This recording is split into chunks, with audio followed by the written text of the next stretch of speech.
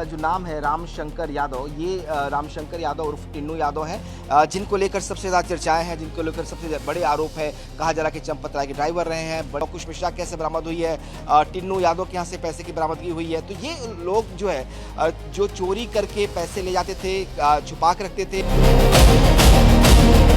इस वक्त हम अयोध्या के उस मकान पर हैं जहाँ पे ये श्री रामशंकर यादव लिखा हुआ है। ये विश्व हिंदू परिषद, पत्नी श्रीमती पूनम देवी, पुत्र रवि यादव।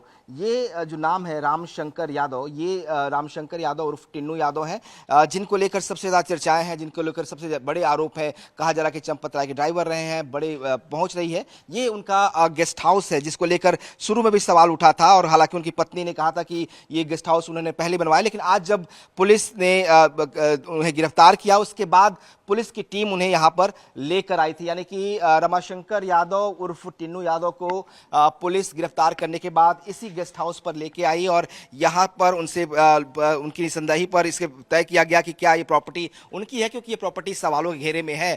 इसको लेकर सवाल उठे। हालांकि जब से हम यहाँ पहुंचे हैं, गेट बंद कर लिया गया है। अंदर से कोई आवाज आ रही है, लेकिन कोई बाहर नहीं आ रहा। कोई अंदर है भाई? कोई अंदर है? ये गेस्ट हाउस है बेसिकली रमाशंकर यादव का, टिन्नू यादव का, लेकिन कोई जब से पुलिस यहाँ पहुंची है उसके बाद से कोई बाहर नहीं निकल रहा, कोई बात करने के लिए तैयार नहीं है। गेट अंदर से बंद कर लिया गया है।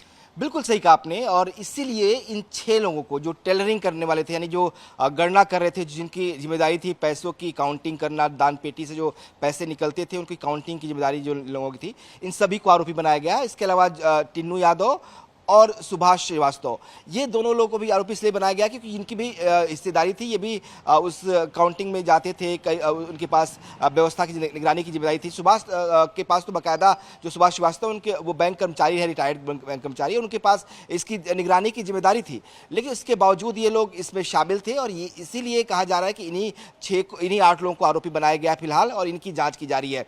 आपको याद होगा कि जब ये मामले खुलासा हुआ था, तब ये कहा गया कि पुलिस ने इनके घरों से रकम बरामद की है। लवकुश मिश्रा कैसे बरामद हुई है, टिन्नू यादव के यहाँ से पैसे की बरामदगी हुई है। तो ये लोग जो है जो चोरी करके पैसे ले जाते थे, छुपा के रखते थे।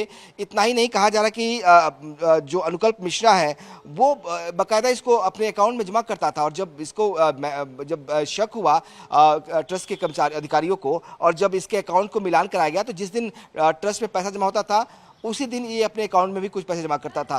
तो इससे ये साफ हो गया है कि किस तरीके से लगातार जो चढ़ावे के पैसे थे उसका इस्तेमाल किया जा रहा था, उसको किस तरह से ये चोरी में इस्तेमाल कर रहे थे। तो ये तमाम जो पहलू हैं उस जांच के बाद धीरे धीरे कर खुलासा होगा। लेकिन सवाल यही है कि किस तरीके से ये पूरी कॉन्स्पिरेसी की गई, कैसे प्लानिंग की गई, और सही प्लानिंग अब जो है सामने आ रही है। जो जाँच आगे बढ़ रही है उसमें सामने आ रहा है, और एक एक करके हर किरदार के चेहरे से जो है पर्दा हट रहा है कि किसकी क्या भूमिका रही है, कैसे किसने इस भूमिका चोरी की है। और आज पुलिस बाकायदा उनको लेके अलग अलग ठिकानों पे जा रही है, जहां पे अरेस्टिंग हुई, अरेस्टिंग के बाद जहां जहां से रकम की बरामदगी हुई है, जो इनकी प्रॉपर्टी है, क्योंकि उन प्रॉपर्टीज की भी जांच की जा रही है। कहा जा रहा है कि बहुत सारा पैसा इन्होंने कमाया अवैध तरीके से, तो उन प्रॉपर्टी की जांच भी होगी। तो पुलिस उनको वहां भी लेकर जा रही है, उनसे लगातार पूछताछ कर रही है, उनकी जांच कर रही है। देखिए, जो जानकारी हमारे पास है, उन चेहरों पर भी कार्रवाई होगी।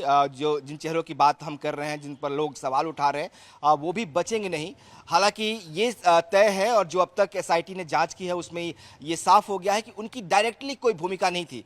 मतलब ये कि चोरी में उनकी कोई भूमिका नहीं थी। उन्होंने उनके यहाँ से ना तो कैश की बरामदगी हुई है, ना कोई प्रॉपर्टी ऐसी मिली है, ना ही उनके पास कोई ऐसे एविडेंस मिले हैं। जिस तरह के इनके पास से सीसीटीवी फुटेज मिले हैं, एविडेंसेस मिले हैं, उनके पास उनके खिलाफ ऐसे कोई एविडेंसेस नहीं मिले हैं। तो डायरेक्टली इन्वॉल्वमेंट तो उनकी नहीं है।